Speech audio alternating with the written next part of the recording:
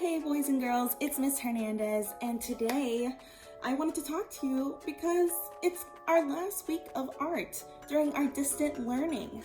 So I actually wanted to do our assignments a little bit differently for this week.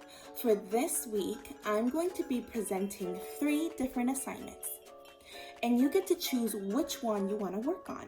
You do not have to use or do all of those projects. Please just choose one.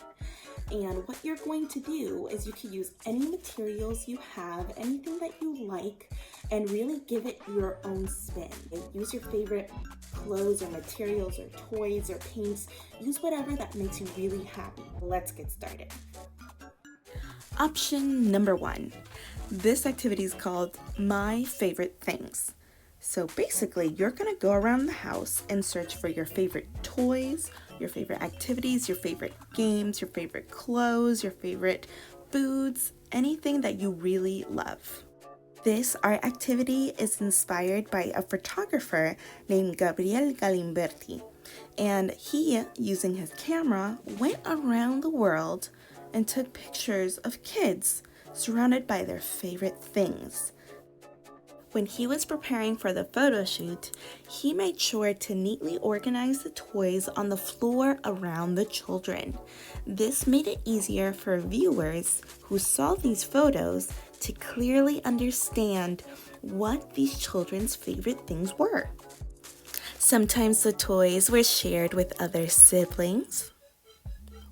Sometimes it involved their favorite sports. Sometimes it involved their favorite activities and toys in general.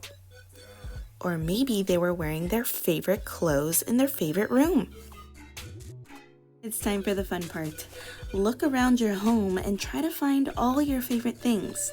Favorite food, favorite clothes, favorite toys, favorite games, anything that you really truly love and it makes you really happy. Now, when you're organizing them on the floor, make sure that they're not thrown everywhere. Make sure that you're neatly organizing them so that way it's easier to see exactly what you love. Now, when it comes to taking a photo of your artwork, please make sure that you're taking a picture from above. It's easier to see everything. And of course, if you want to be in the picture, you're gonna need to ask for some assistance. Option number 2, drawing with objects. Some materials you might need for this project is a pencil and some small little items like board game pieces or food. This project is inspired by an artist named Roger Schonard, and what he does is he collects old objects. He looks at their shape, and it usually reminds him of an animal, a person, or a different object. And what he does is uses a marker to add more details in order to complete the picture. Other artists have used the same techniques, but sometimes they use snacks like pretzels, cereals, chips. Some other artists have even used pencil shavings, things that we throw away, but they found a new way to use them and create it as a part of their artwork. For my first drawing, I found 2 rolls of washi tape, and since they're circular, I drew a 3rd circle and started to create a snowman. I added the face, the hat, the buttons, and then I started to add the background details to finish off my picture. I wanted to try this project again, so this time I'm using an eraser, and looking at its shape, it's a rectangle. It reminded me of a spaceship, so I started to add all the details. Then I added the moon, the sun, and the stars. And just to make it more fun, I added a little Martian spaceship zooming through the galaxy. And the third and final option is to create a pillow fort, or some people call it a blanket fort. Some materials you might need, some blankets, pillows, chairs, and maybe something heavy, like heavy books, to help the blanket stay still. Did you know that in 2018, Warwick University students worked together to create one of the largest blanket forts?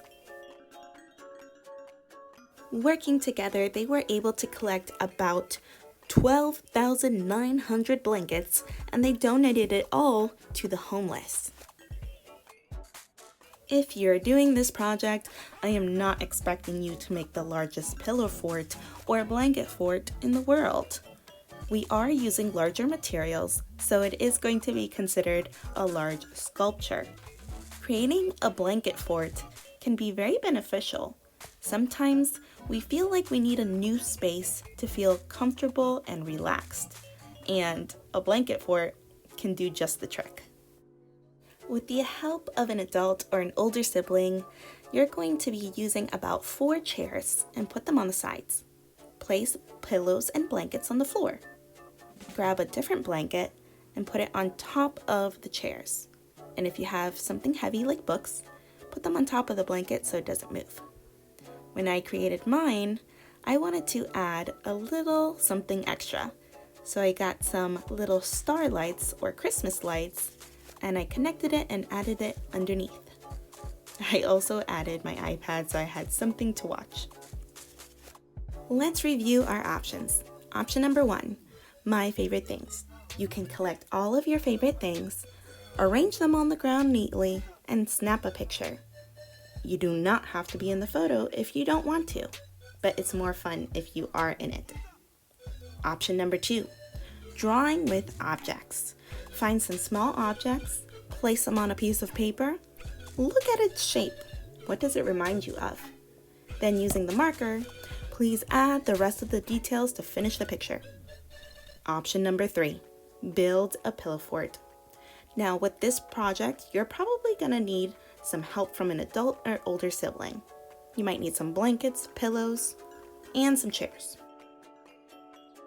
Remember, my friends, you do not have to do all these projects. Just pick one. Create your artwork, take a picture, and upload it to this assignment. I've had so much fun working with you guys in our distant learning, and I cannot wait to see what you guys were able to come up with.